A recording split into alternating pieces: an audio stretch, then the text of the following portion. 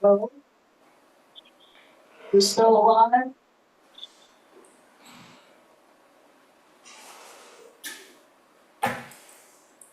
We're just getting started. What about Charlie?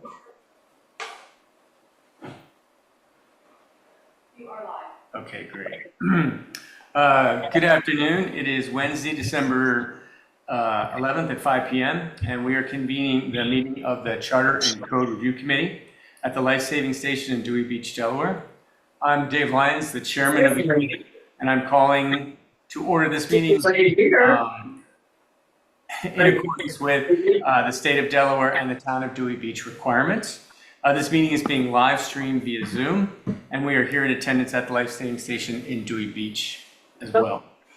We'll go ahead and start the meeting with the Pledge of Allegiance. I pledge allegiance to the flag of the United States of America and to the republic for which it stands, one nation, under God, indivisible, with liberty and justice for all. All right. We're going to go ahead and start first with the roll call. We've got two new members tonight, so I'm going to take a minute to introduce those as well, but we'll just start with the roll call first. Marcia? Here. Jimmy? Present. And myself, Dave Lyons, is also present. I want to welcome Diane Tenhoven, right? And David. David, make sure I get your last name pronounced Byron, right? Yeah, Byron Biron. Yes. Yes, sir. Okay. So I just want to take a minute. Welcome. Thank you very much for joining the committee. We really appreciate your service. Thought it might be nice. I'm gonna go ahead and get all the town folks too, but it might be nice just to kind of take a minute and just kind of tell us a little about yourself, how long you've been in town. Yeah, so hi, everybody. Diane Tenhopen. I've been a property owner since 2011. I'm at the Delano, which is on Rodney and Coastal. I recently retired from Wells Fargo Securities, where I was in risk management.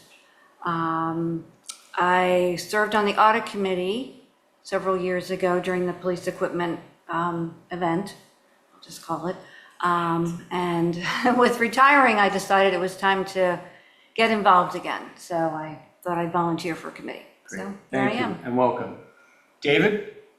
Good afternoon, good evening. My name is David Byron. I've been a resident of 1A Bellevue Street. It's the last house towards the beach on the left, the duplex, where the Clevelands lived there for many years, Barbara and Richard, who have now passed, and it was sold to a family member, Margie. We've been there, like I said, this is our 31st year. We've invested greatly into the property. We do rent from time to time throughout the season, but we enjoy it with our 6 grandchildren and 4 daughters. I've been in the construction development business in the Washington, D.C. East Coast area for over 40 years, doing large multifamily hospitality. And now I've slowed down. I'm just doing consulting work for government contractors. I just finished a 30,000 square foot secured real estate office at the Washington Navy Yard for NAFAC.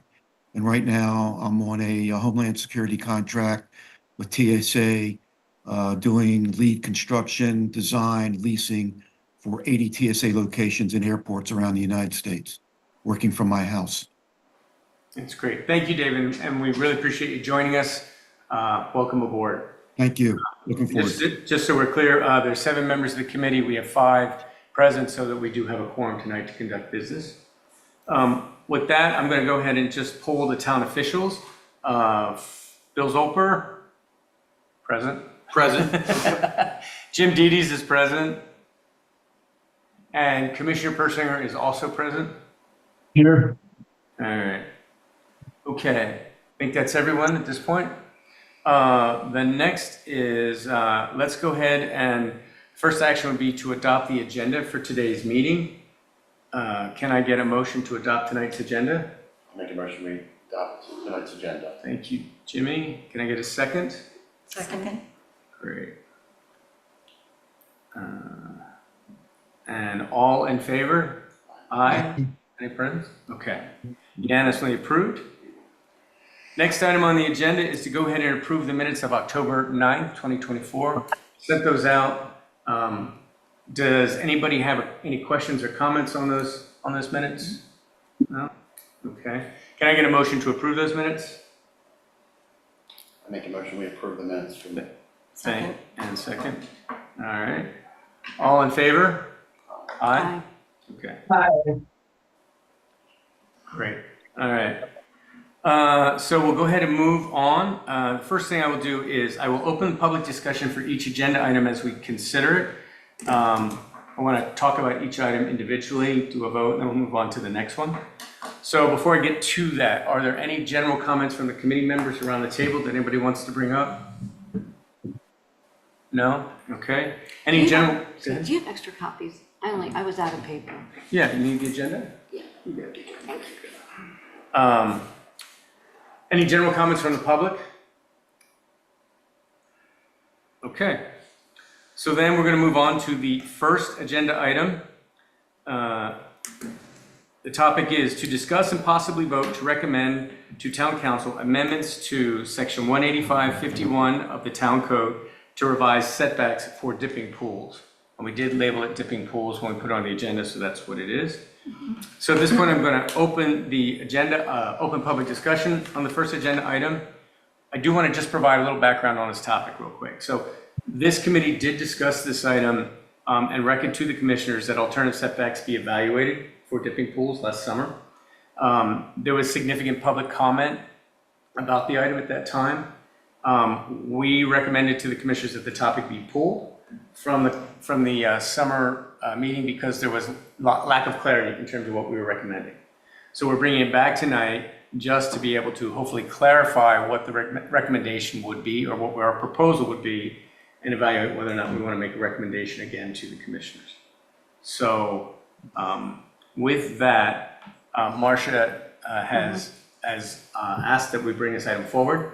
So it's her ideas and comments we're going to go ahead and discuss here tonight. So with that, Marcia, I'll let you go ahead and present. Okay, thank you. I just want to say one thing. All these documents were posted on the town website, so you should be able to reference them if you need them. I do have a few paper copies here if anybody needs them. Thanks, Steve. Marcia Schick. So the last time we brought this up, there were a lot of objections and concerns, I think because of the lack of clarity. And we had it on the agenda again, but we tabled it so that we could read through all of those and address them. I did go through all of the input that was received by the town. And I think what we're hoping to just have a better understanding of for the public is when I read through a lot of the concerns, there were a lot of misconceptions of what this was, the purpose of this, or what could be done, such as if we reduce setbacks, we're going to have bigger and bigger pools.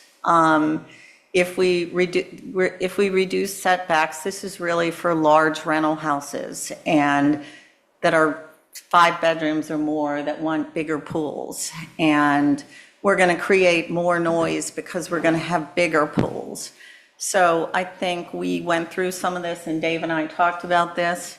I'd like to just go over the fact that what we're trying to implement is encouraging smaller dipping/plunge pools, which are not recreational pools, meaning they're not meant for 10 children and 5 adults or 10 adults to be playing in and using all day as sporting and recreation.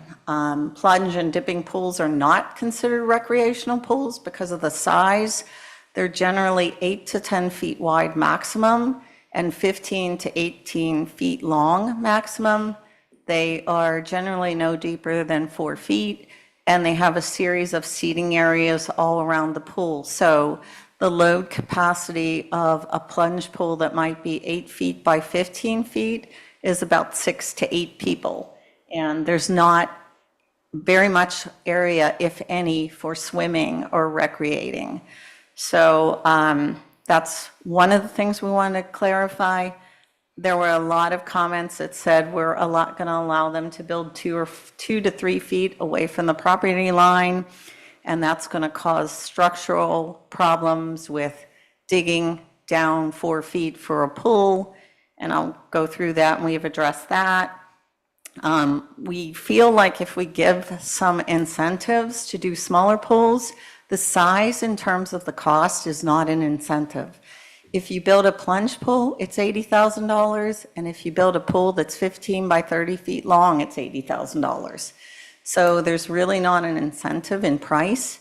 But if we can get an incentive for setbacks, meaning if I have a pool that's only 8 feet wide, a plunge pool, and 15 feet long, and I can offset it to one side of my yard, I can have larger green space, larger area for the family, versus right now, if you have a 20-foot deep backyard, we're at a 12-foot setback if you want to build. I think if you have a 17-foot backyard, you can build an 8-foot wide by 30-foot long recreation pool. So our code already permits that. If you're building to the building line at 12 feet, you cannot have a pool either way. It's just not possible, plunge or other. So what we're finding is that when I talked to Mr. Dedes a month or two ago, that most of the new home construction permits are coming in with pools in the permit. So people are calculating their backyards so that they can have a pool. And pools are going, whether we like it or not, they are becoming a way of what a modern new build especially will have as part of the build. I talked to some of the people constructing them. If they're purchasing a lot for 1.5 or 2 million and then putting a $1 or $2 million house on it, they want a pool. So they're adjusting their depth of their house to accommodate a pool. And I am not certain that, what we'd like to do is get this through to the council so we can have more public hearings. One thought that I've had is people are concerned about noise and large recreational pools. So maybe the incentive to build a small pool and be able to shift it from one side to the other, because right now it's not a great location that with 10-foot back on each side. You got to build it in the center of your yard. And I'm not sure that there's more incentives we can't give if the public is really concerned about large recreational pools. And that might be something we could explore at the town meeting when this is brought up for a public hearing. But one idea I thought was maybe we give an incentive on construction permit fees for anything that's less than 18 feet and less than 10 feet wide. There may be other kinds of incentives. But when a 15 by 30 foot pool is 80,000 and an 8 by 15 foot pool is 80,000, there's no incentive to build a smaller pool. The smaller pools, if you read about them, the plunge or dipping pools, really will reduce the noise because you don't have the load capacity. And you don't have an area where people can throw footballs and play badminton, and 20 kids are in the school pool screaming. I think a 15 by 30 foot pool has a load capacity of about 20 to 25 people. I just want to say full disclosure, because I've read a lot of the feedback that this proposal is being put forth for personal reasons for large rental houses. I do have a number of rental houses. All my rental houses have pools, and the 3 that don't are already permitted for pools. So this won't really affect me. But when you read the feedback and you know that most of our construction now is coming in with permits for pools, I think the thing we need to do is address how do we encourage smaller pools, smaller dipping pools where you come back from the day at the beach and it's an area to lounge in, sit in. Most of these have lots of seating areas around them. There's just not a big play area. Talked about the yards. So there was a number of concerns. The first was structural engineering concerns. The public had voiced concerns relative to whether installing a 5-foot deep pool 6 feet or 4 feet from the property line would present any structural hazards or concerns for neighboring properties. And really like things to be data-driven and not just public comment-driven, so that we have good, solid data. So I had the firm of Orndorff and Associates in Wilmington draw us a graph that's in the package.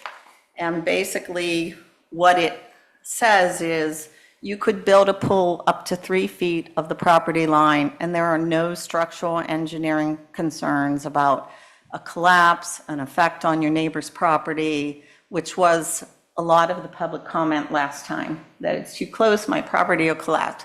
I think at that meeting, I also presented pictures of new construction where people were building on the north end on 2 or 3 streets, full basements, 8 to 10 feet deep, and those were excavated at 18 inches from the property line to 8 to 10 feet deep. So we are already permitting, and you are permitted to excavate at that level, and it is being done 18 inches from the property line, because to get to your side yard setback of 8 feet, if you're building, you've got to have at least 4 feet in between both sides of the wall to do the construction and the backfill properly. So we are excavating at 18 inches from the neighbor's property line, down 8 to 10 feet already. So I submitted this, it can become part of the record. Orndorff has done the calculations and basically said there's no issues or problems with structural. I think one of the other concerns was noise. I looked back through all the comments again, and it seems like everybody that submitted comments believes that doing this is encouraging larger pools, meaning a 40-foot long pool instead of a, what we're saying, a maximum of 18 feet. We'd like to put the parameter on, if you get an incentive of reduced setbacks for your pool, it cannot be any wider than 10 feet, and it cannot be any longer than 18 feet. That is a plunge pool, and that is not a pool that can carry a lot of people. And so obviously, we are reducing significantly the noise factor if you don't have a recreational pool. I don't think that's the only incentive we would have to give, but I think it's open for discussion if we can get it through to the town council in a bigger forum, that maybe the town might recommend other incentives, because that seems to be a big concern, is the noise. But I just want to make clear, at this point, our setbacks are 10, 10 on the sides, and 6 feet from the back. So like I said, you could have a 17-foot, 5 foot more than the rear yard construction build. If you leave 17 feet, you can have an 8-foot wide by 30-foot long recreation pool. I think what we're finding is people are building their new homes, leaving 20, 24 feet in their backyard because they want the backyard to be a recreation area as part of their house and have the usage for it. So a lot of the concerns are, we don't want pools in the north end. I don't think that's an option for us now or ever. I don't think it would ever pass if the town tried to say you can't build pools anymore. All modern houses are being, most modern vacation home houses, especially that are owner occupied, are being built with pools. So that's kind of a reality of where we are. For rental properties, one of the most desired amenities in a rental property is people want a pool. They want a place where they can have their kids with grandmas and not be down at the beach all day. And that's one of the areas where, right now we limit our bedrooms in the north end to 6 bedrooms max. So you would have a house that sleeps 12 to 14, but you would have a plunge pool that carries a load of 6 to 8 people, and it's a relaxation pool. There's not space to swim in these pools. As far as the noise, I got a text back. I reached out to a couple sound engineers and audio acoustic engineers in the past couple weeks, and I did get a text back today from one of them, and if we pass this through at least to further hearings with the council, I'll work on getting more of these. So the text, I will read it. It says, Marcia, sound traveling through the air is impacted by atmospheric conditions on any given day, etc. But my 2 cents on your question is that the difference of a 4-foot reduction from 10 feet to 6 feet will make little to no difference in the noise or sound travel level. I would prefer to have more than that, but it's not easy to get a sound engineer or an acoustic engineer. But if we can get this through to the council, I will promise to get some more details on that so that we can at least address and hopefully eliminate the concerns that this will create more noise. It's really meant to create less. And so if we can get people going from 28, a normal pool length is 27, 28 to 30. And if we can get incentives in place, and I don't think this should be the only one, to get people to put these plunge pools in, they really have a nice recreation area in the backyard. They have a lot of green space. We open up the green space. We preserve more trees, and we are reducing the noise than if they were putting a pool in that is currently permitted at 8 feet wide to 15 feet wide by 30. So I feel like we've addressed the concerns. I think there were a lot of misunderstandings on what would happen and what would be created in terms of noise and structure, and also that we are eliminating more green space. We're actually trying to increase and encourage more green space and reduce the size of the pools. I've included, sections on our code showing that we actually do allow, this size of pool. They are permitted now. And I'm just hoping that the committee will allow us to get this through to the council, to open hearings. They're more public hearings. They're more well-attended. I think it'll give us more feedback. But pools aren't going away. And right now, we can build very large recreation pools no matter what if we've got a 17-foot deep backyard. And we are required to have a 12-foot deep backyard because that's the building line. So for someone to construct their house and take off 5-8 feet so that they can have a nice sized pool seems to not be an issue when they're constructing houses. So I think we're going to have a lot of large pools and a lot of load capacity in these large pools. 3 of my permits for the houses that I have that don't have pools are plunge pools.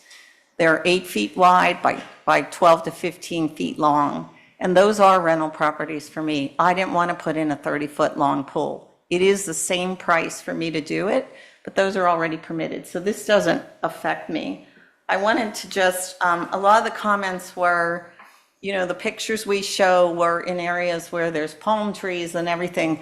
The pictures they show palm trees with plunge pools is because that makes the picture really pretty.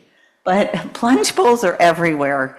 In every state, they're being built everywhere. I'll pass these around for you guys. I just updated some photos of what they look like. There were some concerns about you want to eliminate the requirement for a 3 feet walkway all the way around the pool. The pool companies and the National Pool Association I talked to, and they are going to submit a proposal to us with the data they gave me, said there is no safety issue with a pool wall being against 1 or 2 sides of the pool. The only requirement as a national safety issue is that you have an accessible exit on 2 of the opposite sides. So it's not that you have accessible exits anywhere else, and you just need it on one end of the pool and the other.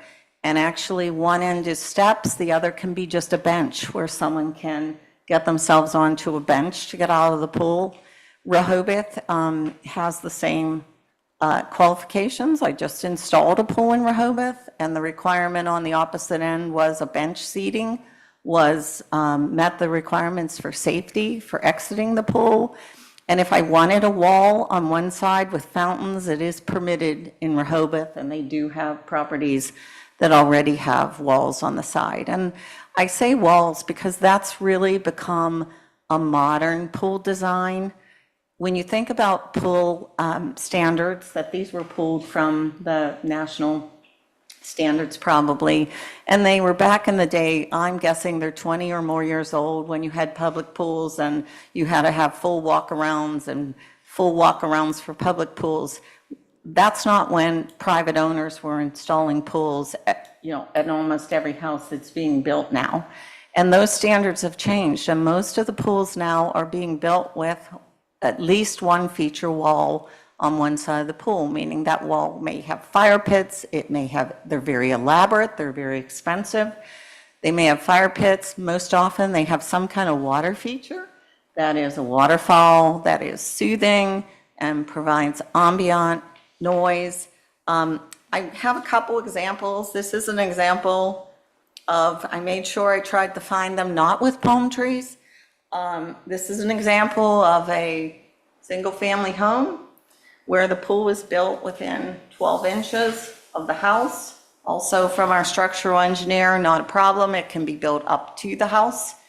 And you see that this is probably about 8 feet wide by 15 feet long. It's not a lot of room for people to be playing. I just want to ask a question. Yes. I wanted you to finish, but so today, I believe we go by county standards in terms of setbacks and the 3-foot walk around.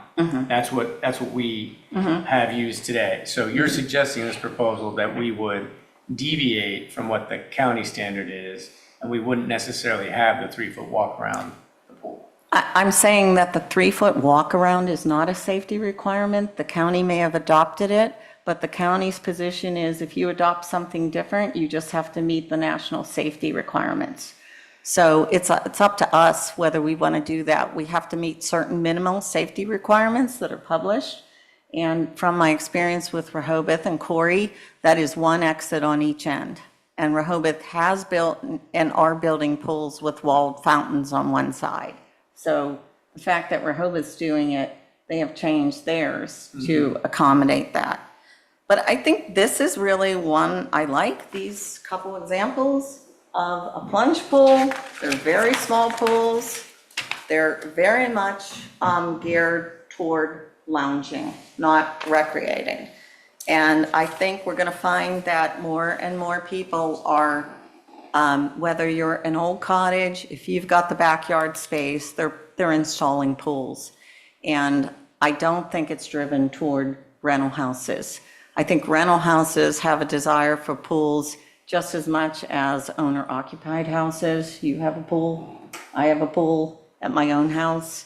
But I really, this is another really good example of a plunge pool. These are really small pools, but they create really beautiful ambiance in the backyard. And what we would want to encourage is you don't need a 30-foot long pool. We're going to let you come a little closer so you can shift the pool to one side or the other. And if you create a pool that is small like this, we're going to give you some incentives. And I think it's something we should explore that, what could those be? Here's one with a wall. There's many that you see now with walls with. Okay. So anyway. Do you have anything further? Because I do want to give people Nope. a chance to. I'm just to asking, comment. what we're asking here is just that we move it forward to the council for full hearings. I want to go ahead and, I think I'm going to open it to public comment, and then I'm going to ask the town officials for comment.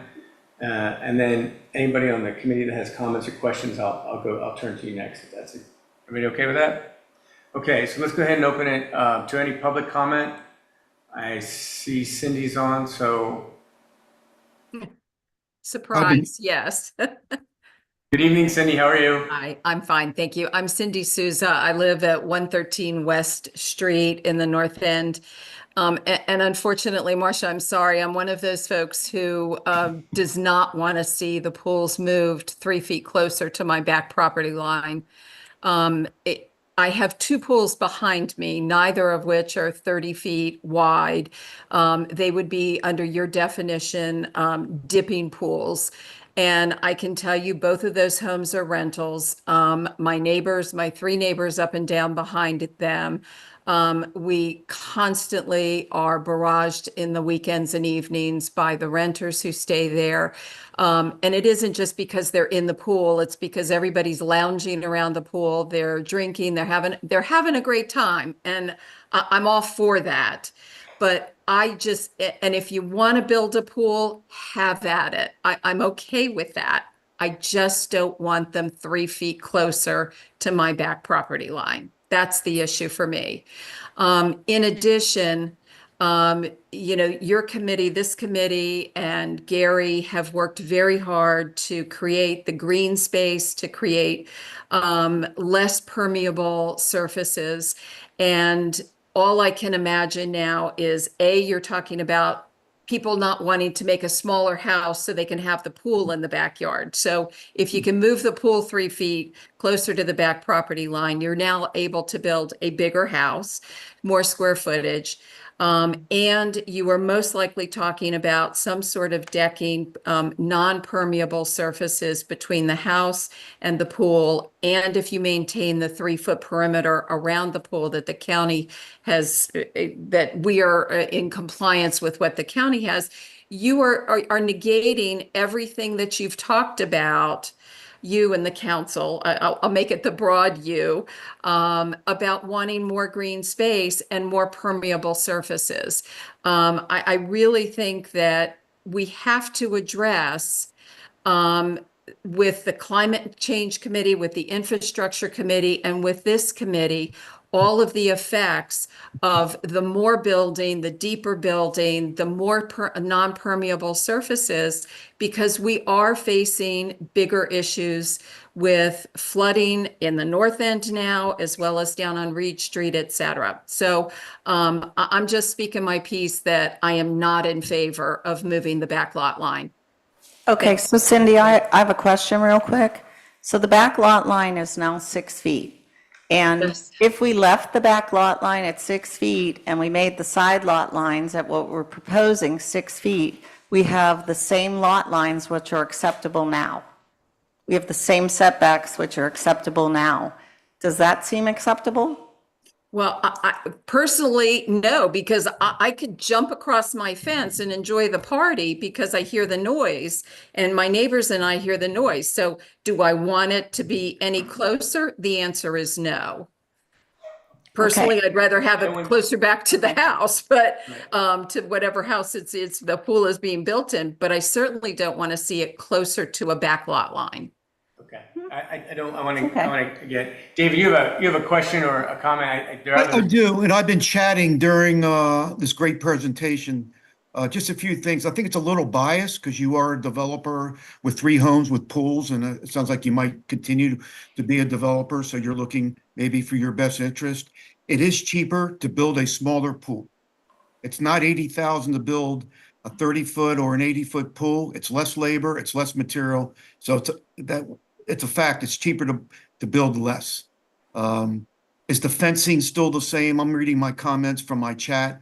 A deep pool at the property line will undermine the existing property foundations. You're not going straight down. You're going down and out to put in a spread footing, which the pool's going to be deeper than the foundation of the house next door. So you're going to have to do sheeting and shoring. You're going to have to support that structure, which is a cost, and you're going to have to get permission from the house next door to impede to their property, which is an easement, or it's going to be a cost to build a pool. Suppose the homeowner next door says, I don't want you coming across the line. There could be an existing fence that has to be taken down and put up. We need to protect the existing foundations of our existing homeowners. No side yard pools, only in the center of the yard. Requiring a 6-foot high, no chain link fence, maybe for sound, we put in a 6-foot high plastic, opaque, solid fence to help with sound, at least 6 foot. I don't know what the code is now for fencing. You don't want a chain link fence. You want a hard surface. Pool size should be driven by the square foot of the land in the back. Pool permit should be based on land square footage, and we should have, I guess, a set size per square footage of land available if we don't already. Where I've built, and I've built up and down the East Coast, the state and the health department have code regulations. What about the pool permit, the pool equipment location? The noise, is that going to be on the side yard when these pumps come on, these recirculating pumps come on at night when people might be sleeping? We need to have a plan submitted with the permit on a site plan. So if they want to put a pool in, I think it should be drawn, overlaid on a site plan of their house that they have their building permit. And a pool that close to the house, pools do leak. That's all I have. Thanks. Thank you, David. Is there, I thought those are good clarification. Any other public comment? At this point, I want to ask the town officials their opinions next, so. Okay, nothing else. I don't think so. There's an Ellen in the waiting room. I don't know if she wants to make comment. Ellen, if you do, just unmute so we know you want to say something. If not, that's fine. I think she's with the kid. Yeah, I am with the Cape Gazette. Hi. I sort of got this answered already, but I just wanted to clarify. So the structural engineer said that pools can be built within what was the distance of a house? Just to double check. Not a house, 3 foot from the property line. Oh, okay. Okay, thank you. Okay. With that, Bill, I'll ask, does the town have any comments? I'll start with you and then I'm going to ask Jim. Yeah, I'm going to yield to Jim here in a minute, but our main concerns is the safety of the folks that live around it, right? Making sure that there's a fence, which is required. Currently, there is a 3-foot setback around it that you have to be able to climb out of the pool per the county. That's the reason that was put in was for a safety concern, but Marcia's provided some information that says it may not be a safety concern. And these pools are called plunge pools, dipping pools, cocktail pools, things like that. And the other thing we want to make sure we don't decrease is the green space that we've all worked very hard to try to keep the north end especially as green as possible. And with that, I'll turn it over to Jim. Great. Jim Dedes? Yep. Marcia, you made a great argument for why we should just stick with small pools, period, and abolish the bigger pools. That's what it sounds like you're going to. Our comment is we've already made some adjustments to pool the 3-foot perimeter of the pool. We took that away from permeable to non-permeable because we can already put that in. So we've made some adjustments in that area.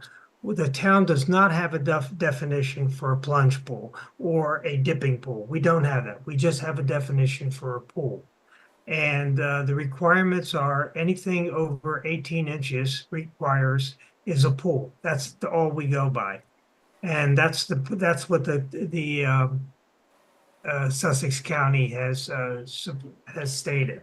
So anything under, let's say, under 18 inches would not require to have a setback to the point that we currently have, because it's basically a small little pond pool, basically. Hey, Jim, I want to just ask a question. Is it 18 or 24? I talked to Dawn this morning about it, and she said it's 18 inches.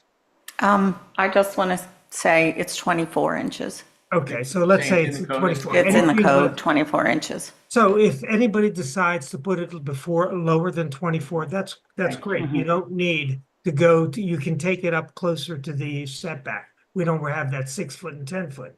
So that's an option that would be something that we'd have to come up with to determine whether the town really wants to pursue that.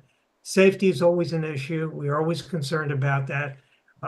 From what I've read, we've had no support letters that have been sent to us. I may be mistaken, Bill, but you've gotten it, and that's all we have. That's all I have to say. Yeah, everything that was sent to me, I made sure I forwarded to the commissioners, the mayor, and to the chairman. Just let me just summarize. So of the responses, we got 12 total. That includes the responses we received last summer and the responses we received recently. That some folks wrote in twice. So we've got 9 negative responses. There's nothing favorable from any one of those submissions. So some did oppose it last summer. They oppose it again now. Just so you have that fact. I have the letters if anybody wants it. I sent them out. I think the only other one that wasn't there before was Cindy's, and she's spoken to it. So if anybody wants them, they're right here. Let me know. I'm happy to pass And them. I just also want to clarify for those letters that a lot of them do not contain information that's accurate. There's a lot of misconceptions, and almost all of the letters say that by allowing this reduction, we're going to encourage larger pools larger than 30 feet.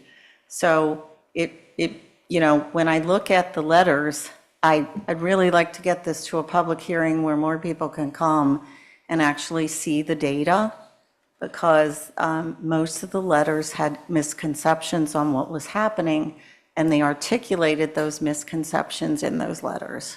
Okay. Commissioner Persinger, do you have anything you'd like to add to the conversation?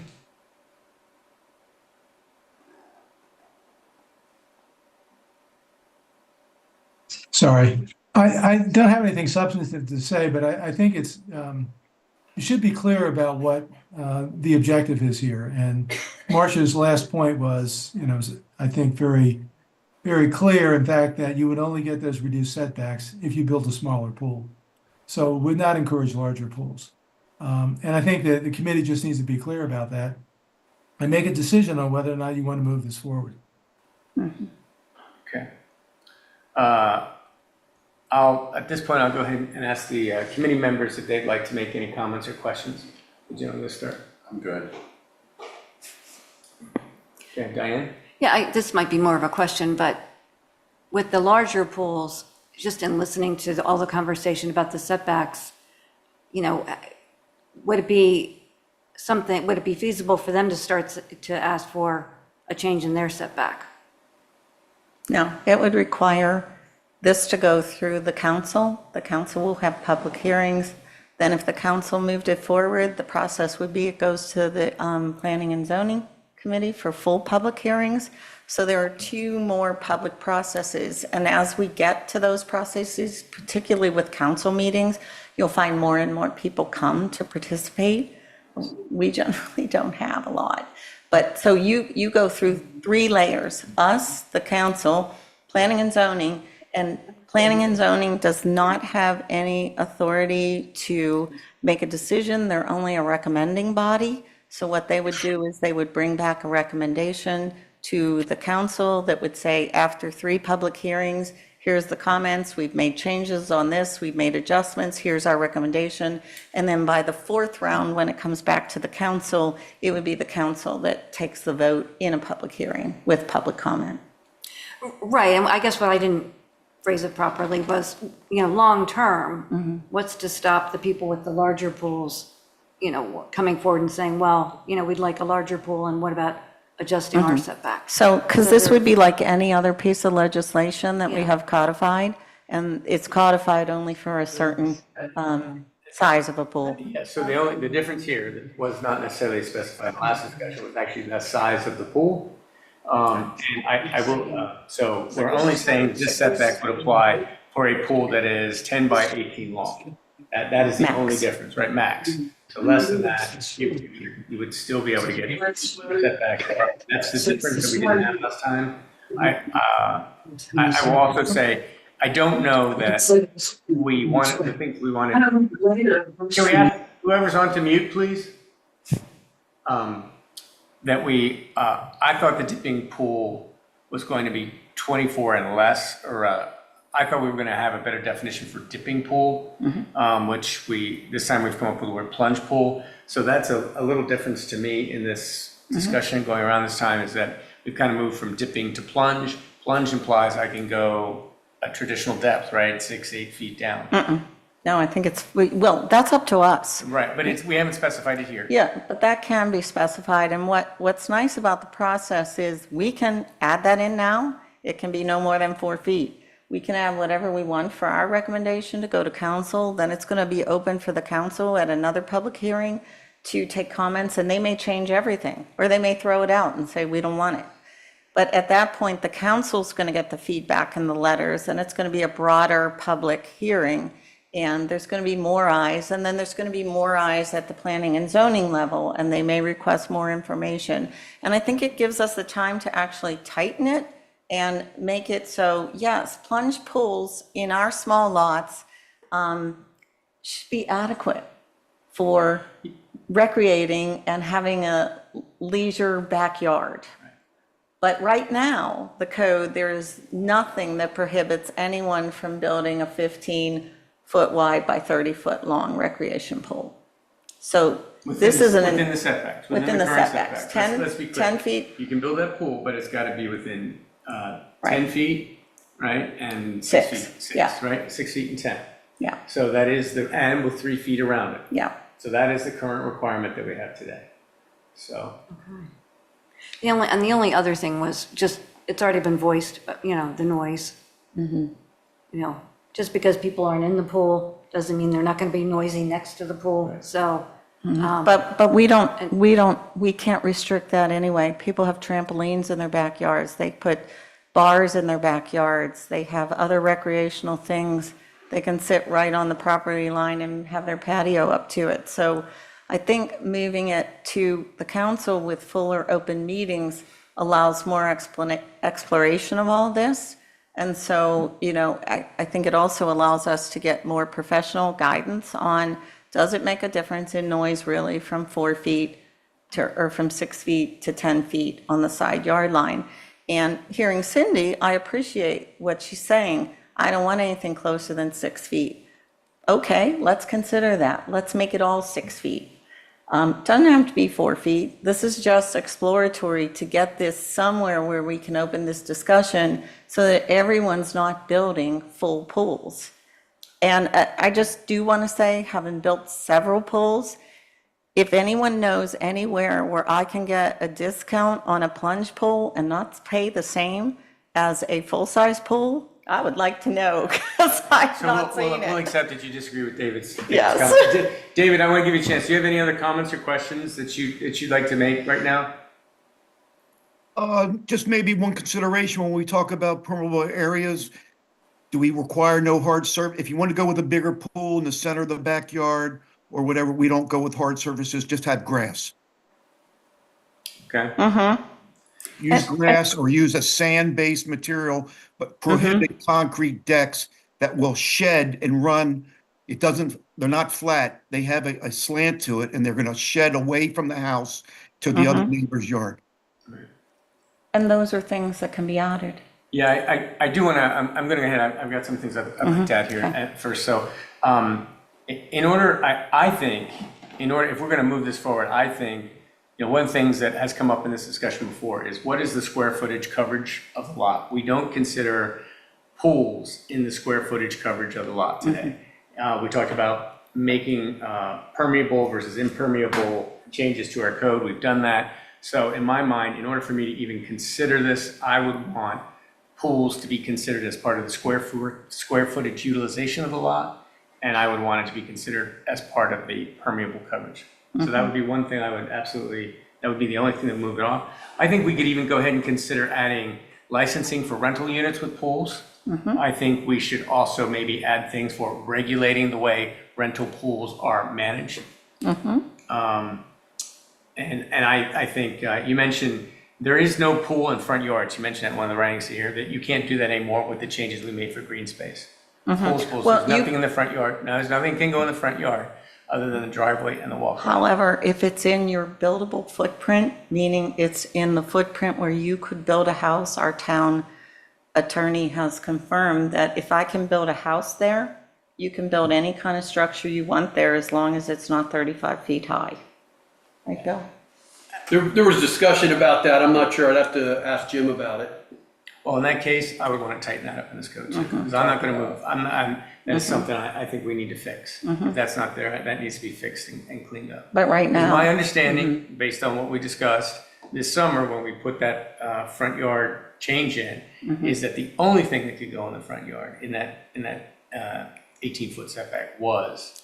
Correct, but what I'm saying is, at your 18-foot setback is your buildable lot line. So if my house is another 15-foot back from my buildable lot line, between the 18 feet and where my house is, I'm permitted to put a pool, a tennis court, pretty much whatever So you want. That's great, I get it, and then we need to fix that, because I'm going to say that's, I don't think that was intended to be the spirit of the code. I know that's what's in there. There's lots of places in the code that could be tightened up. We're going to talk Yes. about that in a minute. And just to also say, when you're talking about that, right now, we do permit pool equipment from 3 feet from the property line, and you can build an accessory structure 3 feet from the property line. So someone can go down and build 2 3-foot footers 3 feet from the property line and build a cabana, a bar, anything. So we already permit that excavation there. Okay, Well, there are some requirements, I have to say that, but you're correct. right. David, I'm sorry, do we require when someone applies for a new construction building permit, should the pool be cited on those drawings? Or are they building the house and coming back later to pull a pool permit? Maybe it should be all incorporated into the building permit. We've had both, David. Right. We've had both, where some people, when they build a new home, they do put it in there. And there are a lot of other things that go in with that, and we check it all out. And there are people that say, you know, I can't afford a pool now, but I'm gonna put it in later. And we do ask for blueprints and everything else, so that has to meet the town code requirements for it. Great, thank you. Okay. Any other comments from the public? Anybody else around the table have any other comments? Okay, so with that, I'm going to go ahead and close the public meeting. And I guess the next logical thing to say is there a recommendation that we as a group want to make? Do we want to make a recommendation at this point? What would that be? So the process would be we would come up with what the recommendation is. I'd ask for a motion to move the recommendation forward, a second, and then we would need to, as a group, vote favorably for it. We've got to have at least a majority vote to move forward with it. So that is it. So if we are going to make a recommendation, we would need to summarize what that recommendation would be and then see if we can get a first and a second and a vote. So I would say, based on the discussion, the maximum size being 10 feet wide, 18 feet long, you're not getting any concessions to setbacks unless you meet that minimum. Anything over 18 feet or 10 feet wide does not get any concessions and has to go to the old setbacks. I am perfectly fine if you change the back setbacks and keep them 6 feet, so that we would be asking for 6 feet on the sides, which would be the same as the back. I don't think that's a big deal. 6 feet setback from the water on the rear? What we have now is 6 feet from the Yeah, rear. We were from saying the 4 six- feet. I'm saying keep it 6 Okay, feet. so it's, I think it's 6 feet from the water Yeah. today. Okay. Yeah. And then I'm going to ask about the 3-foot walk around. Mm-hmm. What is the recommendation in terms of keeping the 3 foot or taking that away?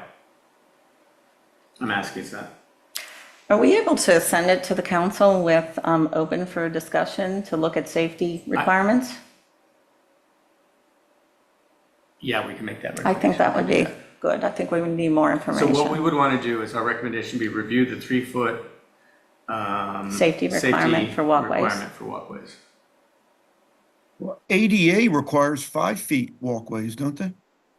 How's a person with a wheelchair going to get around that pool? It's not a requirement in private homes. If it's a rental? To the public? I don't think we have any rentals where we would have that requirement.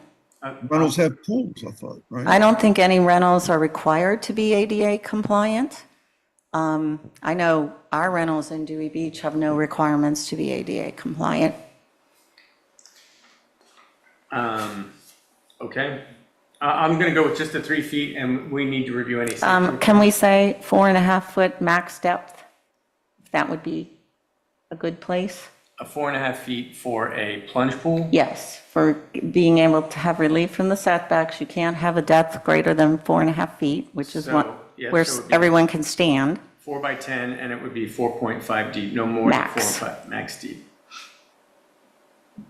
And then I guess the question would be, is the desire for, well, depending on what the 3-foot requirement is going to take us, 2 walls and fountain.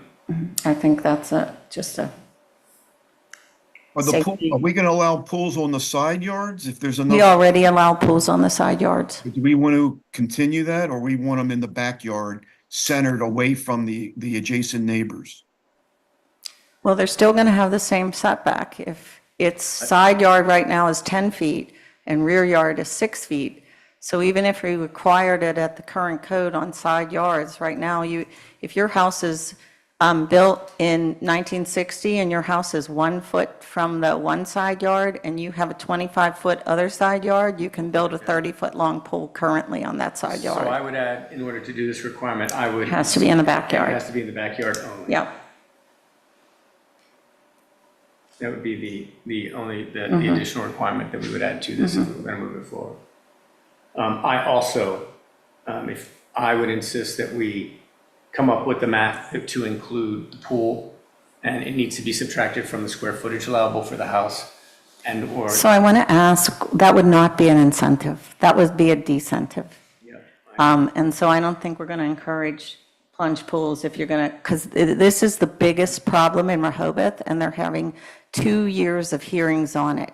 I met with the building inspector there. They have had 2 years of hearings on the requirement that the pool is part of the structural FAR.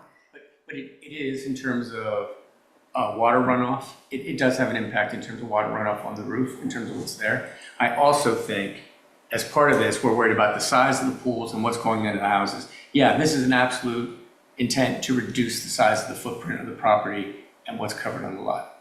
So that would be part of my recommendation. But if I can build for the same reason without going into the ground, I can build a structure there that's 10 feet by 18 feet now by our current code. I can put a patio in. So it's really, if we're going to say that, we should require every structure that goes into the backyard to be consistently part of the FAR, which is what Rehoboth does. Patios, sidewalks. It has become a very contentious war in Rehoboth because people don't want to give up their square foot of their house to put a patio in. And I'm saying that is, I think I see the size of the houses that are going on, and we made changes for the 4,000 square feet house. I see people taking advantage of that and putting more stuff in it. So if we're going to go after this, then let's go after that and really it's out there for discussion. That's what the requirement is. In order for me to support that, that's what I want. I'm fine with it because I think we have additional public hearings. Are we going to allow, David, are we going to allow concrete patios, or are we going to try to push for grass or permeable area? Grass pavers or concrete out there? Yeah, I'm pretty sure, and Jim confirmed, but I believe. We don't allow concrete We patio. don't allow concrete. It has to be permeable. Has to be permanent. Around the pool area, the pool deck, as we call it, has to be permeable. No. No, that's not 3-foot true. walkway can be concrete. The town approved that several months ago. Right. That's the only area that does not have to be permeable. So I read some of the emails, but some of these grass pavers aren't being maintained. They're not draining well because there's weeds and grass growing through them. Should we define what material should be used? Is this going to be a sand bed? Is it going to be grass? Pavers, when we have pavers, we do have a definition of how they're to be installed. Grass pavers, not just a paver. I'm sorry, grass pavers? Is that what you said? There's different pavers. There's a hard surface paver in Yeah. different sizes, and grass pavers have holes in them that sits in and grass grows up through them. I know, but yes, and we do have those in the town. As a matter of fact, they seem to work very well. But it's the way it's installed that makes the difference. Right, it makes a difference. So Okay. we can use a hard Dave. surface paver or a grass paver, both? Yeah, It can be grass or as long as it's the installation. Dave, what we went to is it's the installation of the pavers that makes it permeable or impermeable. It's basically what we changed. David, if you all are going to go forward and make a motion to send this to the commissioners, you might want to add what a plunge pool is, to exactly define it. And because we have no definition for dipping pools and we have no definition for plumbing pools, for plunge pools.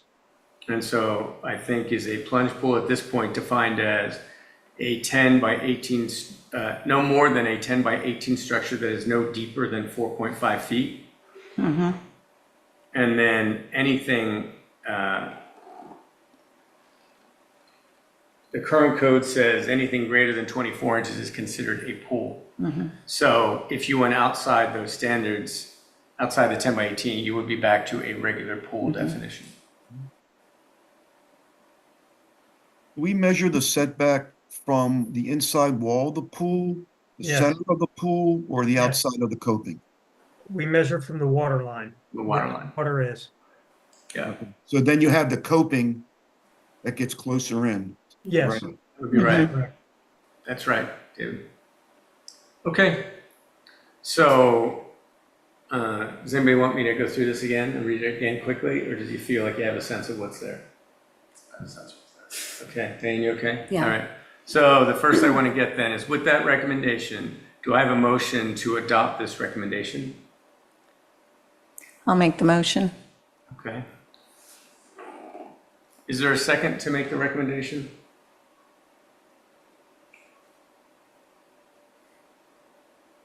I don't have a second to make the recommendation, so if I don't have a second, then there won't be any vote.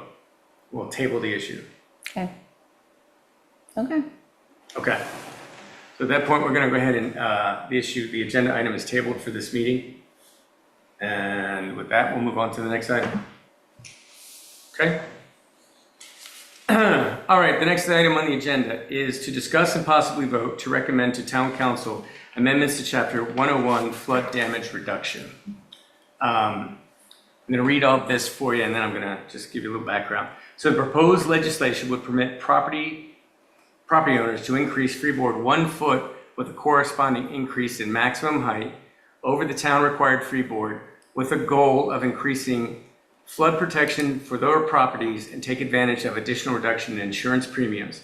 This change would apply to only new, substantially damaged, or substantially improved properties. So I'm going to just provide a little background real quick. This has come up, it has never been discussed in this committee. It was discussed with Planning and Zoning. Poor Jim, who sits on it, has gone through it 3 times with me at Planning and Zoning. It's also been with the commissioners. And what happened is Planning and Zoning recommended a 3-foot freeboard. The commissioners adopted a 2-foot freeboard. This change would basically allow the homeowner at their discretion to be able to increase freeboard to 3 feet. That's the change that we would be doing. So I have a presentation here I can take you through. If everybody feels like they understand freeboard and what it is, I can give you a brief explanation if that helps. I apologize. I've never heard the term, so if you can give me Okay. orientation on that, I appreciate it. Okay. So let me just take a minute. I'm going to try and move through this as quickly as possible because we've been at it an hour. Do you have the presentation up? Yeah, the PowerPoint. It has to be shared. I mean, I don't. Yeah, it will be. David, you'll see it. I read it. I don't understand what freeboard. I've never heard that. All right. Oh no, what am I doing? Here we go. Okay. All right. So a little background here. Basically, in 1968, the National Flood Insurance Program was established. It was established with the goal of reducing the socioeconomic impact of flooding by providing affordable insurance to property owners, encourage communities to adopt and enforce floodplain management regulations. If you have a federally backed mortgage, you are required to carry flood insurance. That's one of the things you need to do. FEMA is the administrator of the National Flood Insurance Program. They identify special flood hazard areas, and I'm going to show you those in a minute, with the purpose of being able to increase risk awareness, defining what insurance requirements are, create a guide for building standards, and help communities manage flood practice areas to reduce flood risk. In the next document I'm going to show you, but 3/4 of the town is in a flood plain, special flood hazard area. We signed into the National Flood Insurance Program in 1982. Our flood insurance reduction ordinance is section 101 of our code, which was updated in 2014. Now you can take a look at it. So we also, as a town, participate in what's called the Community Rating System. It is a complementary service to the National Flood. It provides discounts to flood insurance through better floodplain management practices. So things like marketing, we did a big thing for the folks in town to explain what it is, what freeboard is, what the risk of flooding impact is. So I'll go right to the next ones. Currently, so everybody knows, our current freeboard is 1 foot. Okay, so you take it was 1 foot, the commissioners adopted 2 feet. Let me just take a minute and explain what base flood elevation is. So if you take a look at a flood map, thank you. A base flood is the elevation above mean sea level to which floodwaters are expected to rise during a base flood. It is a calculated number. FEMA defines this as a flood happening or occurring as a 1% chance in a given year, also known as a 100-year flood. The BFE is critical for managing floodplain management for insurance purposes, as it determines what is the necessary elevation for buildings to minimize flood risk. Now, I want to make sure everybody knows, BFE is not ground level. Okay, we're going to talk about that in a minute, but BFE is not. So when you go out there and you look at how a house is positioned on the ground, that is not necessarily base flood elevation. With FEMA creates in these maps what's called FIRMs, flood insurance rate maps. And within that map, they specify zones. And the zone basically speaks to the risk associated with the flood in that area. The ones that are most common for us are the V zones, which are coastal areas where the BFE is impacted by the potential of storm waves. The beach is a V zone. AE areas are high-risk flood zones where hydraulic analysis have been conducted. It's usually where the average depths are, it's more like where you can get impacted with other waters. And the best example of AE is the bayside, because the waters can rise on the bayside, and because you can have some wave action as a result of being on the bay, you get into what's called an AE zone. Most of the town is in what's called an AO zone, which are basically at risk for a flood. Just because of the water rises, they can flood in that area, okay? Base flood elevation does take into account wave action. I've got a picture here to show you that. Freeboard is basically a safety factor that goes on top of that base flood elevation. Can we go to the next one? Okay, this is hard to read, but as I mentioned, this is the town, and you can see pretty much everything south of Claymont Street is in a flood zone. Most of the north end is what's in an X zone, which is not necessarily a flood zone. And when you look at the numbers, you can see there, you see AO2, VE11 amongst them, AE6. So what that is that base elevation is 11 feet. So that says that you've got to build at least 11 feet above sea level in those zones. AO2, you've got to be 2 feet above flood level. And in the area 6E6, you're going to be 6 feet above what is flood level. Okay? Anybody have questions there? I'm trying to move through this so everybody gets a sense of what we're trying to do. Okay, next one. So as I mentioned, freeboard is a safety factor. So it's intended to compensate for many unknown factors that can contribute to flood heights that are greater than that calculated. Remember, the BFE is calculated, freeboard is a safety factor. So that's probably enough to get us through that question. So let's move on. Thank you. Here's an example of what other municipalities have done. Rehoboth has a 1 foot freeboard. Most of the town is not in a special flood hazard area, therefore they've only adopted 1 foot. Lewis just raised their freeboard to 3 feet from 18 inches. And if you talk to the folks there, I had a lot of conversation, they were anticipating what sea rise would be in the year 2100. And that was what drove their decision making. Bethany Beach has freeboard of 18 inches. South Bethany has actually no freeboard requirement. They allow, there's a voluntary 2 foot freeboard, and that then allows the homeowner to increase the peak of the roof by 2 feet.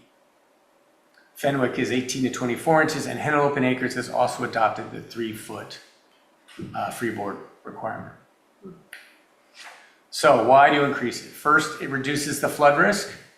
You've got additional space, so if flood waters come up, it reduces the risk of reaching living space and causing damage. It brings higher safety. Obviously, if there is a flood, it's additional safety margins against storm surge, which we would have here because we're on the bay side or the ocean side. Heavier expected than rainfall can also exceed base flood elevation. If you increase freeboard, you should be entitled to lower insurance premiums. The property value theoretically is worth more and should be market more. It allows us to be able to comply and provide incentives which helps the insurance discounts through the CRS system. And basically, there's also an argument to be made that there are environmental and community benefits with less development in the floodplain. It preserves national floodplains. It also improves community resilience in case there ever is a problem with a flood. Go to the next one, and this is just a number that I want to share with you, is that there's a report done by the U.S. Chamber of Commerce, and I believe it was Aetna. It says that there's a $13 return on investment for each $1 that was invested in the implementation of resilience strategies. And you can check out the link of what's there, but by spending $13 of investment, you get $13 back on the dollar you spend. Okay. The next slide basically speaks to why we recommended the 3 feet increase. And I think that the one I want to point you to is it balances safety and affordability. There is cost in raising a home up higher to 3-foot freeboard. And I'll show you a sheet here, but basically that balances the cost versus the benefit. If you go to 4 feet, there's more cost and not necessarily the benefit of the additional height in terms of the cost. So the idea here is a return on investment of 3 feet versus 2 feet versus 4 feet. Couple of other things. The IBC, which is the International Building Code, I believe that's it, right? Requires a 1 to 2 foot freeboard in residential and 3 foot in critical facilities. The town commissioners, when they approved the new town hall, adopted a 3 foot freeboard. So that's it. The other practical considerations, as I mentioned, is it enhances flood resilience without compromising the building structural integrity or requiring extensive engineering. So if you go up to 4 feet or 5 feet, there's a lot more engineering required to keep the house and support the house in terms of high wind. Next one. This is just an example, right? And this is where we kind of balance the 2, 3, 4 feet. So the reduction, the insurance fee reduction is at 2 feet, there's a 50%. For 1 additional feet, you get a flood reduction of additional 12%, versus as you go to 4 feet, there's only a 5% reduction and you've got a lot more cost. So the sweet spot is between that 2 to 3 feet increase in BFE in terms of reduction on insurance. Next one. And this is what I want to bring out to everybody, this slide and basically one more, but when you consider what is freeboard, is that buildings will now appear to tower when compared to ground height. And I think this is an important thing. Also, utilities and things like that, like HVAC systems, water heaters, gas tanks, all also have to be raised above BFE and freeboard. So you're going to have those sitting up higher when you take a look at properties. There is a key piece here, and we're going to talk to it, but there is a rule today that says if there's a 50% substantial improvement to your home, you must adopt the new freeboard standards. If there's significant damage to a home greater than 50%, you must adopt those standards. There's also an additional component of our code today that says in the VE zone, you get 1 additional foot of freeboard, because in a VE zone, the requirement is you have to build to the bottom. I'm going to say the support beam has to be above the water as opposed to other zones, because of its less wave action. The bottom floor can be at the bottom of the VE zone. So we give you another foot because you would theoretically lose a foot of building height with a VE zone. Let's go on to the next one. So there are a couple things here. Building height is the same. So in other words, when you think about building height, in the north end, the building height is 35 feet, and it is measured from basically a center point in the street to 35 feet high. Height is basically what you use to describe the size of buildings, trees, mountains. Elevation is the distance from sea level. So the important here is it's the reference points, it's how things will appear to people. Okay, and this was the concern when we reviewed this last time, would be the perception is how high a building will appear when you sit around and look. So if you go down towards the bay, buildings are going to sit up substantially higher when compared to the ground with 3-foot freeboard. Next. We've kind of covered the slide, so I'm going to just skip it. Here's an example. Okay, so imagine you've got an older home that was actually built on ground level. So the base flood elevation now, if you take a look, if you can see it, is actually higher than ground level. So you would start at base flood elevation and then add your freeboard on top of that before you would begin construction of the house. So before, whether it was sitting on the ground, now you're going to be at least 2 feet higher than that BFE. And if we were to allow somebody to go 3 feet, it would be 3 foot above that base flood elevation. One other thing I think it is important is that while both A and VE zones are expected to experience a 1% annual change, that translates to a 26% chance of flooding over a 30-year mortgage. So that's some of the other logic that goes with it. So here's an example that just kind of demonstrates if you move, if you adopt the 3-foot freeboard, you can see the HVAC compressor is raised, the air handling unit is raised. If you have any tanks, those need to be vented so that they're up 3 feet. So if you're looking out your neighbor's window and your neighbor has not raised their house and you've raised yours, now your neighbor is going to take a look at those utilities that are raised up 3 feet. I think that's pretty clear. So here would be the consequences. Increased construction costs. If you're going from 2 feet to 3 feet, it's going to cost more. There's some discussion about accessibility issues, although if you go higher, it does change a way stairs are constructed, although the current code does allow stairs to go into setbacks. So I think you can mitigate that, but it would change perhaps the design required. If you go up high, you may have to do switchbacks in the stairs. And then as last I mentioned, that there are aesthetic and design constraints of higher freeboard. How things look and appear. I think that's it. Okay. I did that much faster than I did it last time. So the thing that we're being asked to consider today is the commissioners have already adopted 2 feet. Do we want to make a recommendation that the commissioners evaluate, give homeowners the option to go to 3 feet on their as part of a reconstruction with substantially damaged property? So I'll start with, is there any public comment on the topic?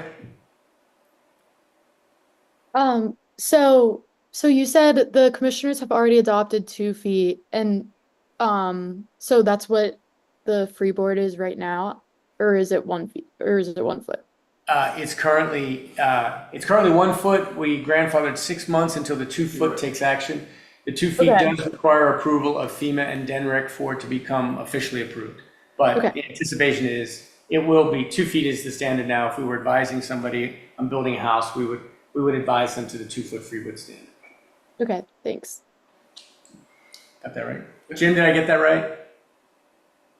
The actual, you're right that it was deferred. So there's no requirement right now to go to the 2 feet. And I think it's all deferred till April. Right. Okay. But when April came, it would go to 3. If somebody applied after that time for building, then it would be a 2 foot freeboard requirement. That's correct. Okay. All right. Any comments from Bill or Jim? None. No? No, I think. Steve, you have a question? Go ahead.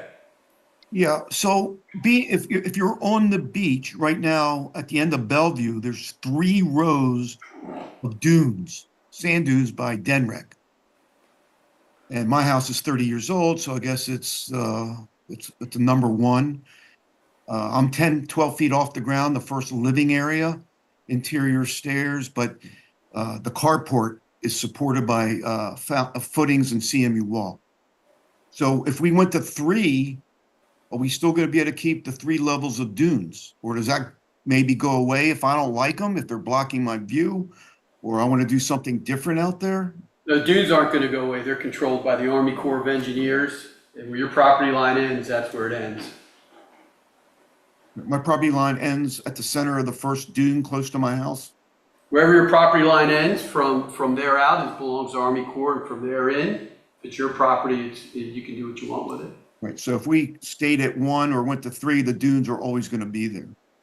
Yeah. Yes. Okay, thank you. Yeah, the only difference would be if for some reason you would rebuild your house, you could now bring it up another foot. It's basically, if you were rebuilding your house, you could go a foot higher than the current town 2 feet is. You could go 3 feet. And if you're actually on the beach, it's going to be 4 feet because we already allow an additional foot there today.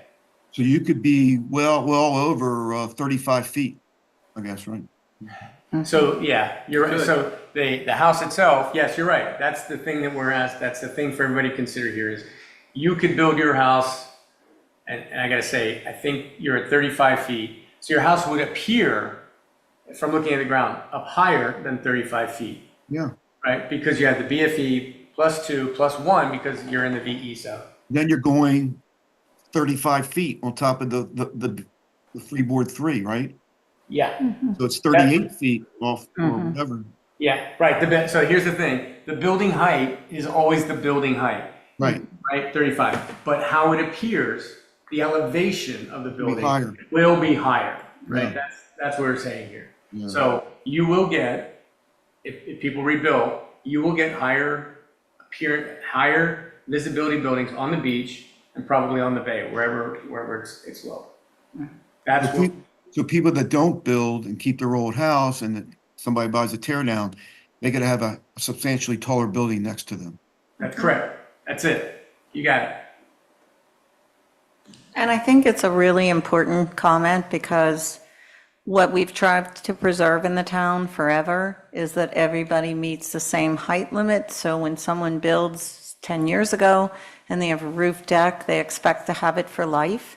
And so if someone goes to, tears down the house in front of that house at 3-foot freeboard, then they're at 38 feet and you no longer have views. So I think that's a really good consideration.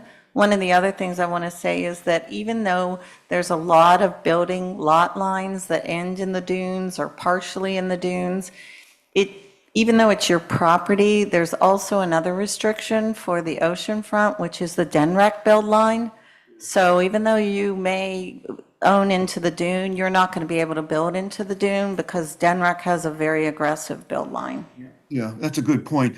I was told that the DNREC line was established like in 1950 something. It's been revised that the line is further out. It's not through the center of my living room anymore. Is that true?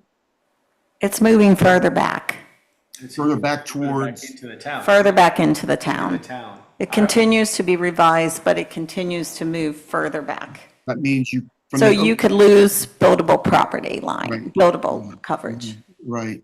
And just a clarification, I think flood insurance is not just a federal mortgage thing. I think if you have a conventional mortgage, do you still need flood insurance? If it's backed by if it's backed by like Fannie Mae or Freddie Mac or one of those, I know that those require it for sure. I suppose it's not. Even with conventional, you would have to have it. The insurance company, if you're in a flood zone, they're going to require you to get flood insurance. Suppose you don't have a mortgage, do you still require? You don't need it. No, No, you don't need it. Right. It's optional. You can get it if you want to pay for it, but and there's a limit. It's capped at I think $250,000 is all it will provide for you. That's correct. Okay. Any other comments? I think I left it from the town. Dave, just to be Jerry, clear. would you have comments? Go ahead. Yeah, just to be clear, this would not be an amendment to section 101, the flood damage reduction section of the code. We changed the freeboard, the amendments that we made in changing the freeboard from 1 foot to 2 feet only affect section 185, the zoning section of our code. There are no numbers. Freeboard is mentioned in section 101, but the size of the freeboard is not specified in section 101. It's only in section 185. So, in that respect, it isn't clear to me that even the change that we've made requires approval from DNREC FEMA. I could be wrong about that, but, you know, because it's in section 185 of our code, and we're not affecting the flood damage reduction section of the code. I'm not sure what approvals are necessary. I may be not correct on that, but, you know, it's an issue to explore, but. You know, Gary, we'll check. My recollection is it was in 101, because when we talked to FEMA and DENREC, they said we had to submit it to them. So, well, how about we take that as a follow-up? Because I had asked if Dawn was gonna submit it, because she would be the one who would submit it to DENREC. Well, I think if you look at the amendments that were made to move from 1 foot to 2 feet, it affects only section 185. What is it? Okay. It's- Well, we'll confirm it, Gary, I think. Okay. Okay? All right. Any other comments from anyone online? I'll start here with anybody in the room. Jimmy, any comments, questions? Okay. Diane? No. David, do you have any other further comments, questions? I'm just a little nervous about the increased heights and restricting everyone's views, I guess, you know. Right. I think it's Right. gonna be really noticeable. It's gonna be like the tower effect and what we're Right. trying not to do here. Right. Marcia? That's my concern. Yeah, that's so Marcia shares the concern, and I tell you, that would be my concern as well in this recommendation. I do think, and I'll go on record as, this is a good compromise, I think, in terms of, since we originally recommended 3, the town adopted 2, but giving individuals that additional foot is, in my mind, a good compromise. It does have potential impacts. And my concern at 3 feet was, does everybody understand the change in building, especially on the beach or in the flood areas? Just one comment. Again, same with David. My concern is that we get buildings go up that are 3 feet taller, and then someone who has spent a lot of money on their house loses their view. We've kind of, as a town, promised that we would maintain a flat 35-foot height level. So if you're in the front, if I'm in the back of a house on the bay and I've got a full view of the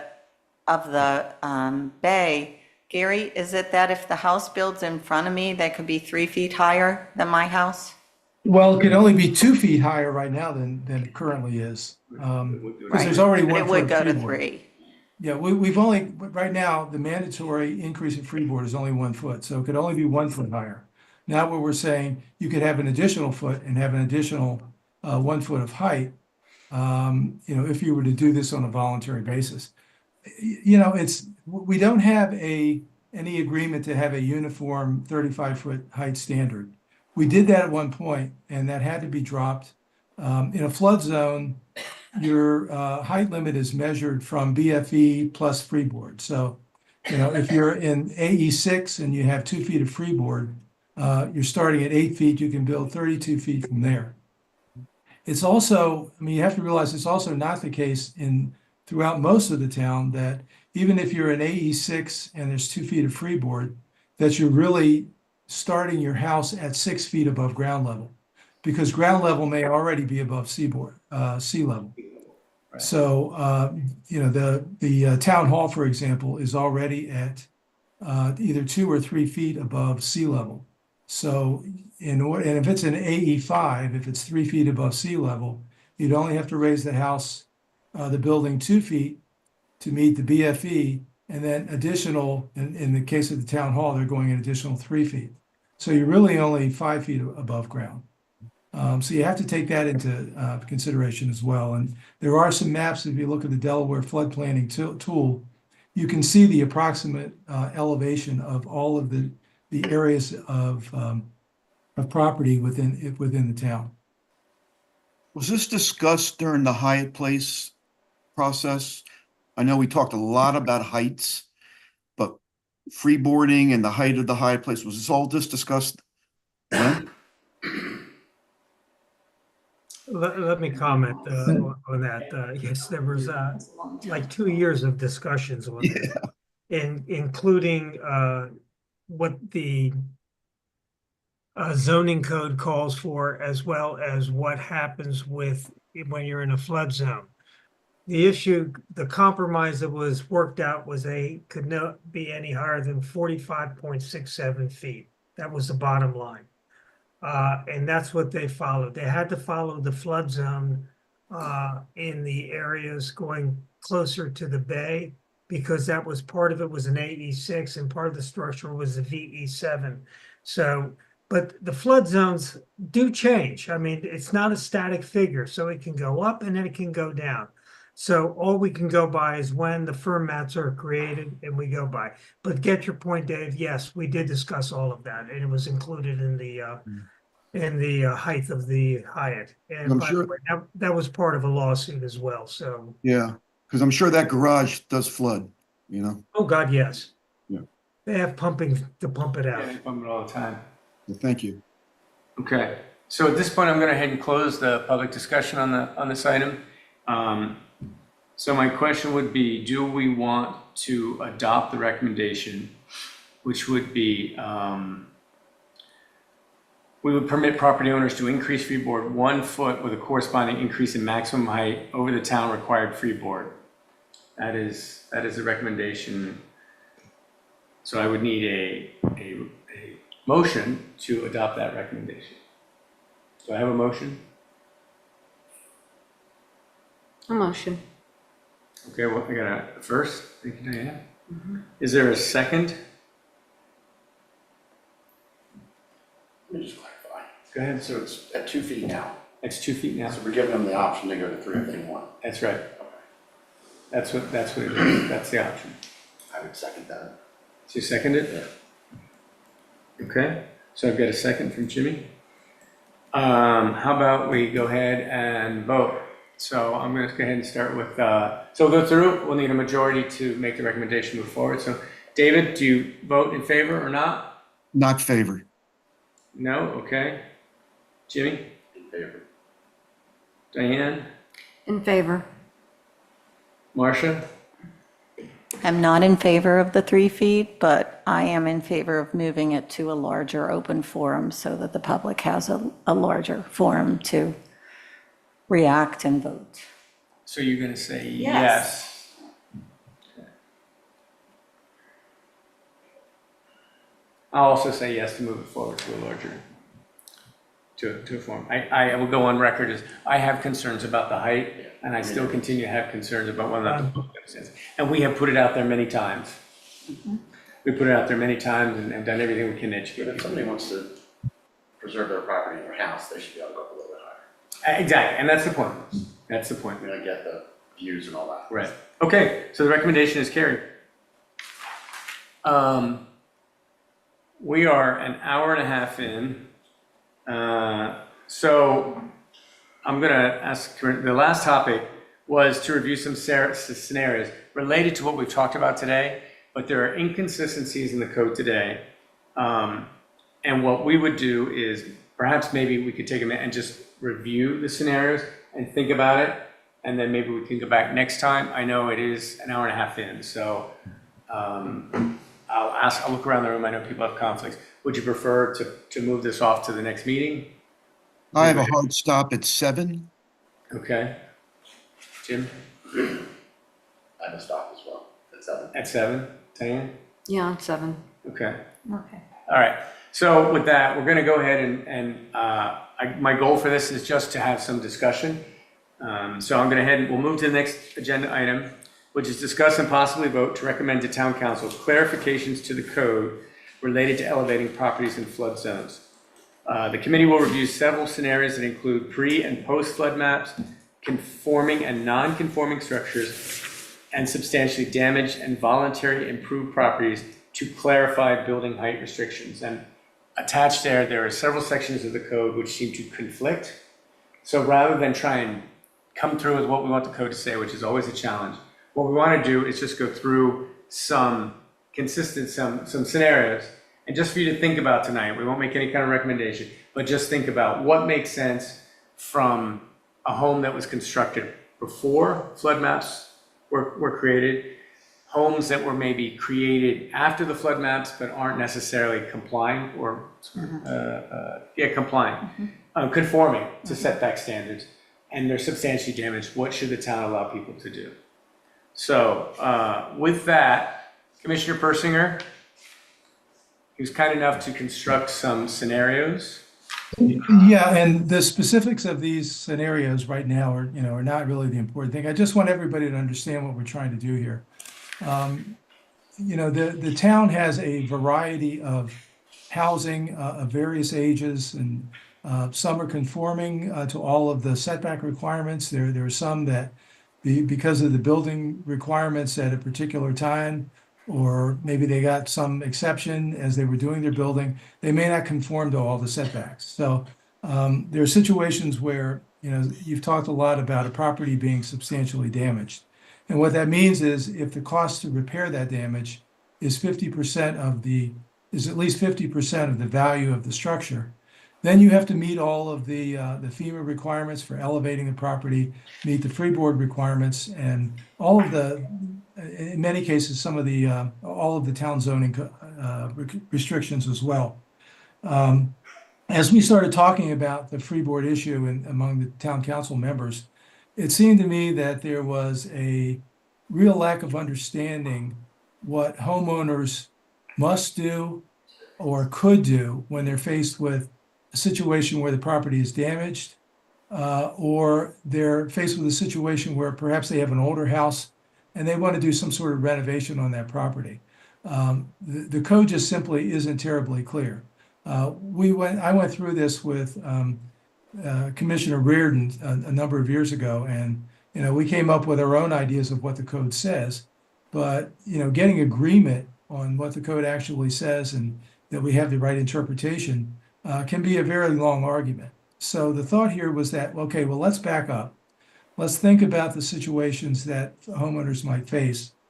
Maybe they're pre-adoption of the flood insurance rate maps property built long ago. It may have some nonconformities, and they're faced with a situation of they have to elevate their property. There's some sort of a fire or flood damage that causes that. What are their options at that point? What does the code require them to do? What does FEMA require them to do? And what do we as a community of property owners want people to be able to do? What's fair? What seems equitable? So the idea here is to develop some scenarios that describe these situations that property owners may face, and then pose a series of questions about those scenarios and get some general feeling or agreement about what property owners, again, should be required to do, as well as what they could be able to do. There are no right or wrong answers to those questions. But if we can build a general understanding of what we believe is fair and equitable for property owners in these various situations, then we can write the code so that it's clear, and that everyone will understand what they can do if they're faced with a certain situation. So that's the idea here. If for no other reason because of the time this evening, we don't have to go into the specifics of all of these things. The scenarios need some more development, because we need to make sure that we're representing all of the various combinations of situations that people may face. There are pre and post firm properties. There within each of those major categories, there are conforming and non-conforming properties. And within each of those categories, there are properties that are substantially damaged, properties that maybe you may want to substantially renovate, or you simply just want to take upon yourself the idea that you want to elevate your property, you want to decrease the risk of flood damage, and perhaps save yourself a little bit of money in flood insurance premiums. So we want to develop some scenarios that cover all of those range of situations. And then again, come to this group, get your thoughts about how each of those could be handled, what's fair and equitable. We're also going to do the same thing with our climate change committee. And eventually, when we have a set of recommendations, we would be coming back to planning and zoning to go through what those changes might need to be. That's it in a nutshell.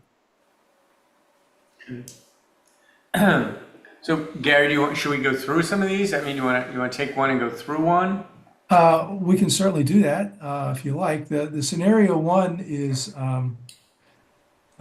the owner there's a 3-story house that was built quite some time ago before the flood insurance maps were adopted. And this is a point that I was talking about earlier. The house was constructed at ground level and it's 33 feet in height. the flood zone rating is AE6, but the land is already 1 foot above sea level. So the house is damaged by fire. The cost to repair the damage would exceed 50% of the value of the structure. And so it has to be elevated to FEMA and town requirements. So to satisfy those requirements, because the land is already 1 foot above sea level, the first floor of the property would have to be raised by 5 feet to meet the FEMA base flood elevation requirement.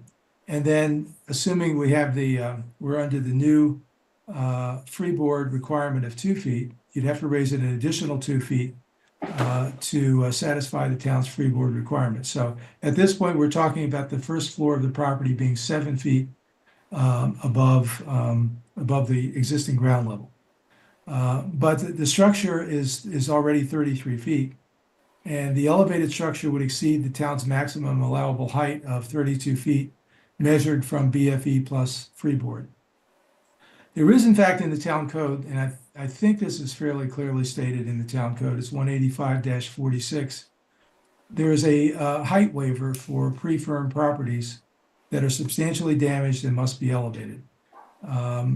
And to qualify for that waiver, you must elevate the structure in substantially the same configuration. So the first question is, should the waiver be continued, or should the owner be required to make renovations to stay within the height limit? Second question, let's assume this property already extends 2 feet into the current setback on one side of the property, and it's therefore a non-conforming property. Should the owner still be able to elevate the structure in the same configuration despite the setback encroachment and take advantage of the height limit waiver? And then, excuse me, then the third question that's posed here, let's say the owner built a small addition 5 years earlier. The cost of that addition did not exceed the FEMA 50% threshold for substantial renovation, so there was no requirement at that time to elevate the property. Should the property still be considered as pre-firm and therefore qualify for the maximum height waiver? So that's the first scenario. Any thoughts about that? Comments, questions? I guess my first question, I'll just start out, I want to get everybody's reaction to is, I mean, the firm maps go back to 1982, I think that is firm. So at this point, why wouldn't we, trying to keep building height consistent, trying to adopt, why wouldn't we adopt the FEMA standard? Why wouldn't we force the elevation to come up and comply with 32 feet high? I mean, that's a hard-nosed approach, I admit that, but why wouldn't we get them to comply? I can see the non-conforming aspects. Do you want, I mean, that's a town requirement. So we could choose, say you have to build up, but you can build in the same footprint, but you've got to build up and you've got to adhere to the new town standard. And basically what I'm saying is do away with 185-46. That's my first thought. I know that's may not be necessarily popular with the people who have that problem, but. So Dave, when you're saying conform to the 32 foot, do you mean 35 feet? So I think this house was 33 feet 33, in. and assuming they're in a flood zone, so I'm saying the new height would be 32. 32. Right. So the question is, do you want to let them go back to 33, or do you want to make them comply at 32? I think the whole freeboard and this issue is such a large global issue, because I think once we move through this and get some recommendations, you're going to get a lot of people at these public hearings who are very concerned about more and more properties because of freeboard or this being able to exceed the 35-foot height limit. And I think people are very protective, particularly if they have views. So I think that's something that's going to become a concern. Yeah, so I guess that's why in my mind, you've got to stay, if we're, and I think in the flood area, it's 32 in that one. So I'm saying, look, if you're going to preserve people's views, that everybody should comply. I realize substantial damage may not be their fault, fire might not be their fault, but if you were building something from new, if you tore it down, we would make you comply to the 32 feet. So that's my opinion. You know, if I had a house that was 33 feet high and sitting on ground level, I might feel differently, but I don't even know how many houses that are either. I have no way of quantifying how many don't apply. Now, I guess the other thing is, we could make that change, and then if somebody felt strongly, could they not go back to Board of Adjustments and get a variance? There's nothing that says they couldn't. Go ahead, Jim. Yeah, we were looking at that this morning about what the Board of Adjustments ability is. And it's very, very restrictive for requesting a variance in the flood zone. And it's not quite, I mean, there are a lot more conditions that have to be included. By the way, this discussion occurred when we actually went on to Freeboard and won. Same discussion occurred. And there were some concerns about, well, I'm already at the maximum height. And let's say I had a fire, and this had to do with condominiums and they were above the 35 or the 32 foot, as we said. Does that mean I can't, I lose the third floor of the condominium? And we never had a real great answer for that. But those were some of the concerns that came up during Freeboard 1.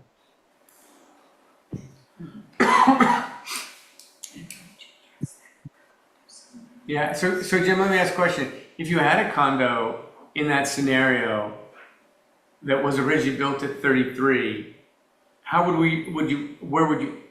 you rebuild it? I mean, would you have to be restricted? I guess when the design was done, it would have to be done at 32, plus BFE and base and freeboard.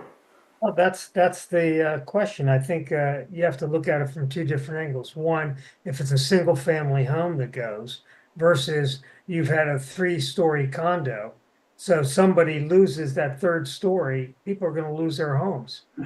So to me, it would be, I mean, if it were me, I would approve it in a heartbeat. But the question is, does it have to go to the Board of Adjustment? Maybe. And that's a legal question that Fred would have to weigh in on. My sense is we ought to allow them to rebuild what they had. Well, If it was a no fault of their own. Again, let's not get too wrapped up in what the code currently allows and doesn't allow. I mean, I think what we're trying to do here is to get a sense of what people think is the right thing to do from their standpoint. What seems fair, what seems equitable? What are the downsides for the homeowner of not being allowed to raise their property exactly the same configuration without having to sacrifice any existing height?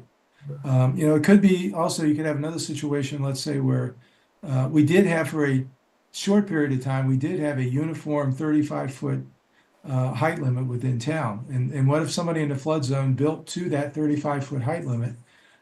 They already built to BFE plus 1 foot of freeboard, and they have substantial damage. And they have to repair that damage. If it's 50% of the value of the structure, they've got to go up another 1 foot at this point. And to not allow them to have that full 35 feet, you know, that's a trade-off. That's a decision that, or at least a reaction that each of you could provide for us. So what do you think is fair? What's equitable? But Gary, if you did that, just take that scenario where they had built higher. Now they can build that height again. Now we mandate 2 feet freeboard. We're even allow them to go to 3 foot freeboard. Now it's that 3 feet plus their old building height. So now we've got a building that's substantially higher than those that are around it because it was built that way before, right? So that. Yeah, I mean, but you could make an exception there. If they wanted to go the additional 1 foot of freeboard, they wouldn't get an additional height. I mean, the voluntary option doesn't necessarily have to be available to everybody. But again, that's something that could be discussed.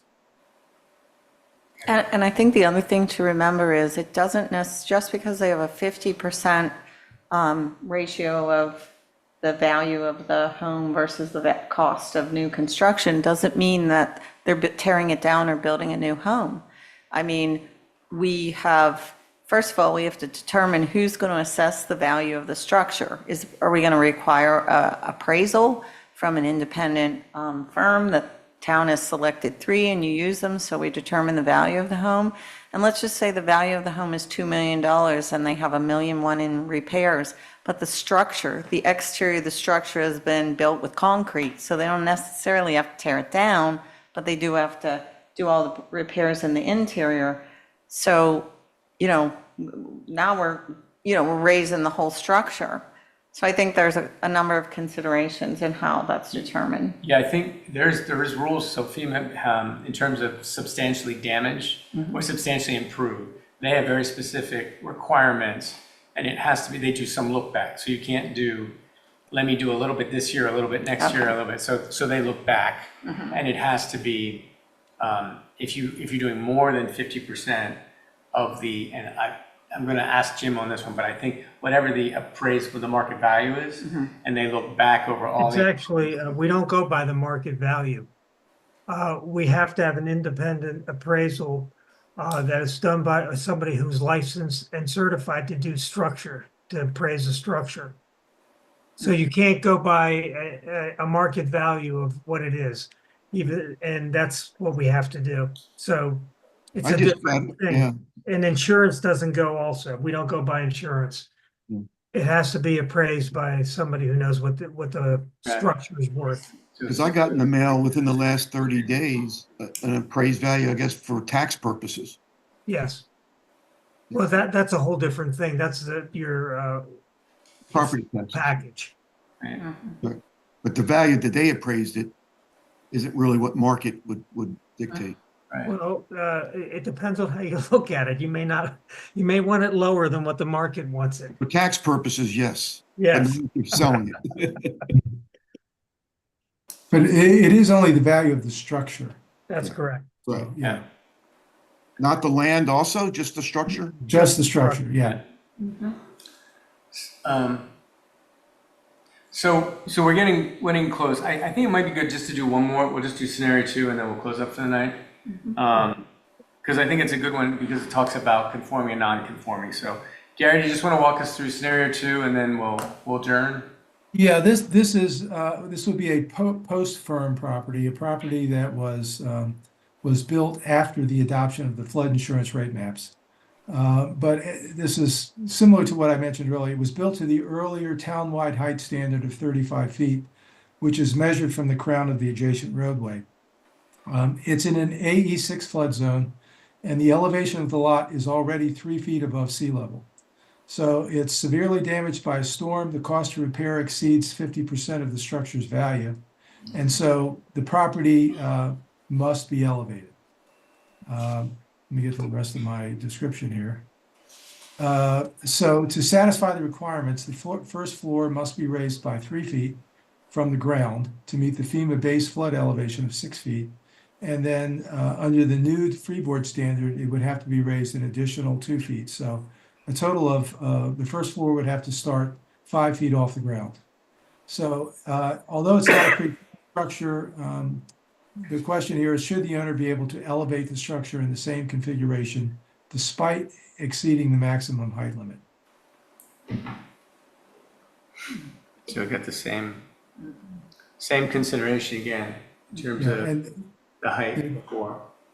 there's nothing currently in the code, I believe, which would allow something like this. But the idea is here, if you were to retain the waiver for a pre-firm structure, should a post-firm structure have a similar waiver if it was built to an existing maximum height limit? Okay.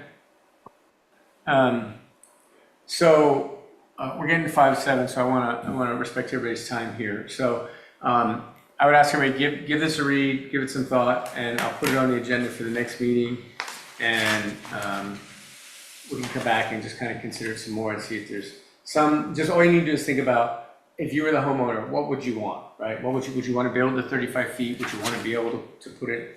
And then think about what's your neighbor going to say too. So just from a business perspective. All right, so with that, I'm going to close the public hearing, the discussion on agenda item 3. We're going to move on to, can I get a motion to adjourn? Thank you. A second? Second. Thank you, Diane. All in favor? Aye. Aye. Unanimous, okay. All right, everyone, thank you very much. I appreciate your time. I know it was a long meeting. I try and keep. Do you set the next date for the next meeting? Is there a date for the next meeting?